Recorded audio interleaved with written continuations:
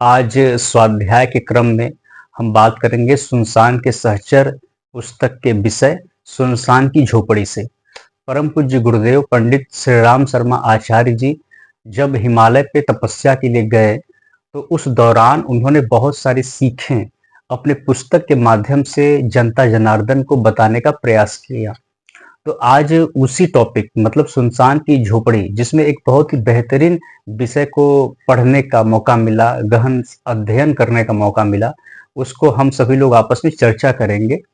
तो पहले बात यह है कि इस विषय में जो विशेष चीज आया है वो ये है कि विचार जो है कैसे प्रतिपल बदलते रहते हैं और विवेक कैसे काम करता है और कैसे हम विचारों को संतुलित कर सकते हैं और विवेक के माध्यम से सही दिशा दे सकते हैं।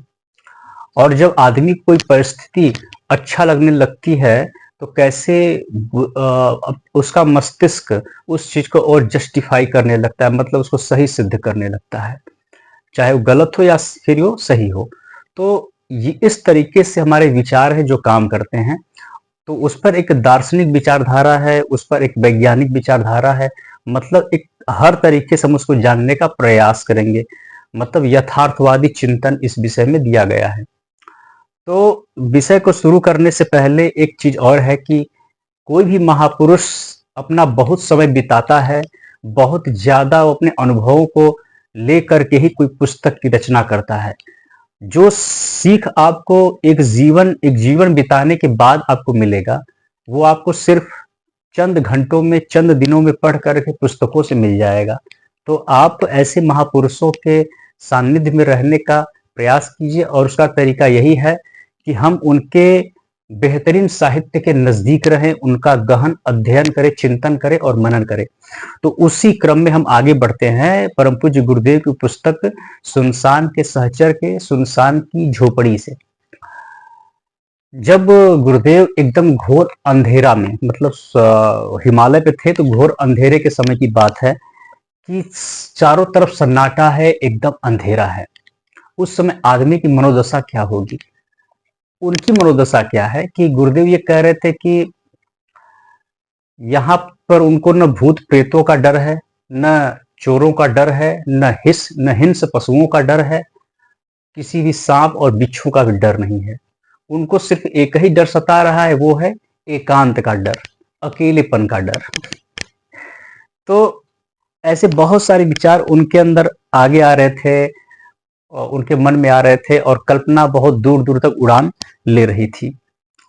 तो ऐसे सोचने लगे कि अकेलेपन में डर क्यों लगता है। उनका एक विचार उसमें आया कि अकेलेपन में डर क्यों लगता है।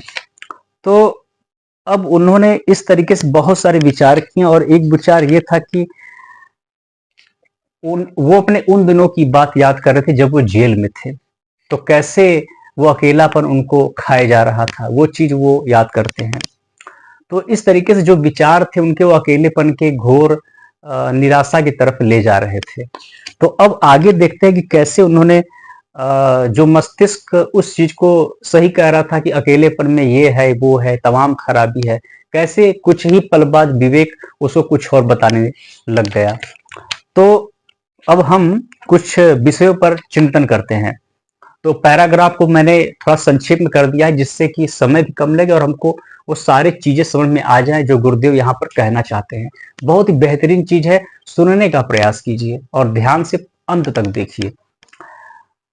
क्या बोल रहे हैं कि मस्तिष्क ने अब दार्शनिक ढंग से सोचना प्रारंभ कर दिया। मतलब वो सोच रहे थे कि अकेलेपन से कितना परेशानी है, कितना उबाऊ है, कितना नुकसान है, इसलिए व्यक्ति समाज में जाता है तो कुछ करता है, अकेलेपन में बड़ा नुकसानी है।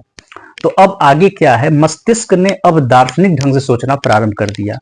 जो अकेलेपन है उसको जस्टिफिकेशन कैसे मस्तिष्क कर रहा, अब इस पर आते हैं। मस्तिष्क ने अब दार्शनिक ढंग से सोचना आरंभ कर दिया। स्वार्थी लोग अपने को अकेला मानते, अकेले ही लाभ हानि की बात सोचते हैं। उन्हें अपना कोई नहीं दिखता, इसलिए वे सामूहिकता के आनंद से वंचित रहते हैं। यह मस्तिष्क बोल रहा है। उनका अंतःकरण सूने मरघट की तरह साए साए करता रहता है। ऐसे अनेकों परिचित व्यक्तियों के जीवन चित्र सामने आ खड़े हुए, जिन्हें धन वैभव की, श्री समृद्धि की कमी नहीं, पर स्वार्थ सीमित होने के कारण सभी उन्हें पराये लगते हैं। सभी को शिकायत और कष्ट है। विचार प्रवाह अपनी दिशा में तीव्र गति से दौड़ा जा रहा था। ठीक है, लगता था वह सूनेपन को अनुपयुक्त ही नहीं, हानिकारक और कष्टदायक भी सिद्ध करके छोड़ेगा।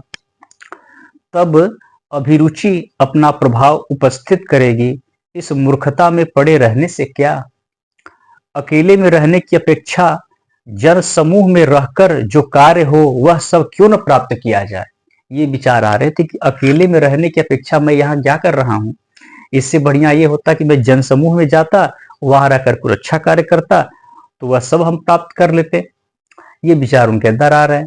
अब अगला पैराग्राफ में विवेक की बात हुई है। इसको मस्तिष्क सोच रहा है, जस्टिफाई दे रहा है कि अकेलापन मेरे लिए सही नहीं है।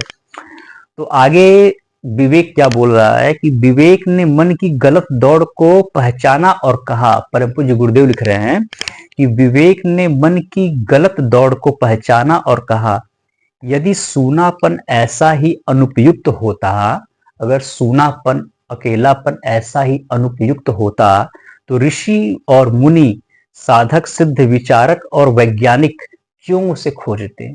क्यों उसे खोजते? क्यों उस वातावरण में रहते?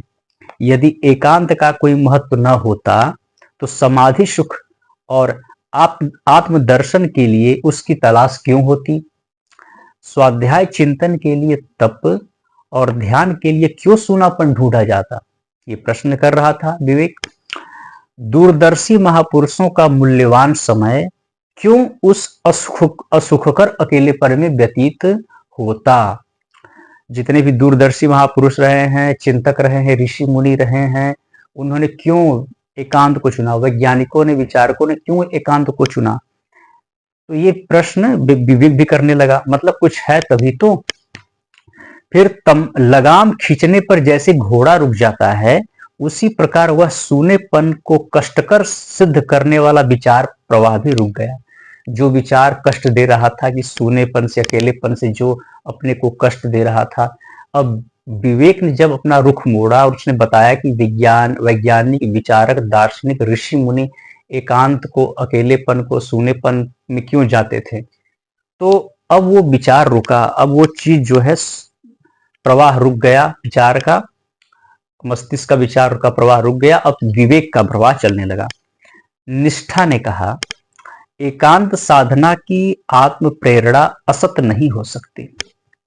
श्रद्धा ने कहा, जो शक्ति इस मार्ग पर खींच लाई है वह गलत मार्गदर्शन नहीं कर सकती।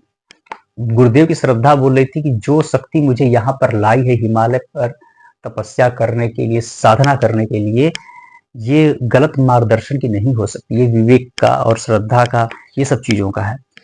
भावना ने क्या कहा, जीव अकेला आता है, अकेला जाता है, अकेला ही अपनी शरीर रूपी कोठरी में बैठा रोता है। क्या इस निर्धारित एकांत विधान में उसे कुछ असुखकर प्रतीत होता है? सूर्य अकेला चलता है, चंद्रमा अकेला उदय होता है, वायु अकेला प्रवाहमान है, इसमें उन्हें कुछ कष्ट है? नहीं। विचार से विचार कटते हैं, मतलब विचारों से विचारों की ही काट होती है। मतलब एक प्रतिपक्षी विचार आप लेकर आएंगे तो वो विचार कट चुका होगा। तो यही बात आगे बोली जा रही है कि विचार से विचार कटते हैं। मनः शास्त्र के इस सिद्धांत ने अपना पूरा कार्य किया। ये मनः शास्त्र का सिद्धांत है कि प्रतिकारी विचार उस विचार को काट देते हैं, प्रतिपक्षी विचार विचार को काटते हैं।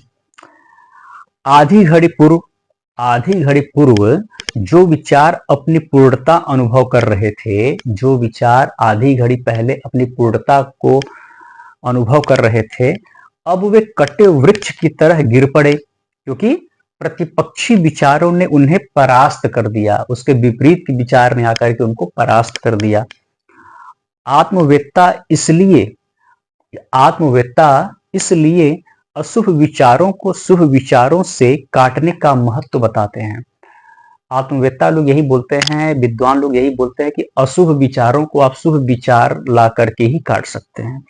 बुरे से बुरे विचार चाहे वे कितने ही प्रबल क्यों न हो, उत्तम प्रतिपक्षी विचारों से काटे जाते हैं, काटे जा सकते हैं।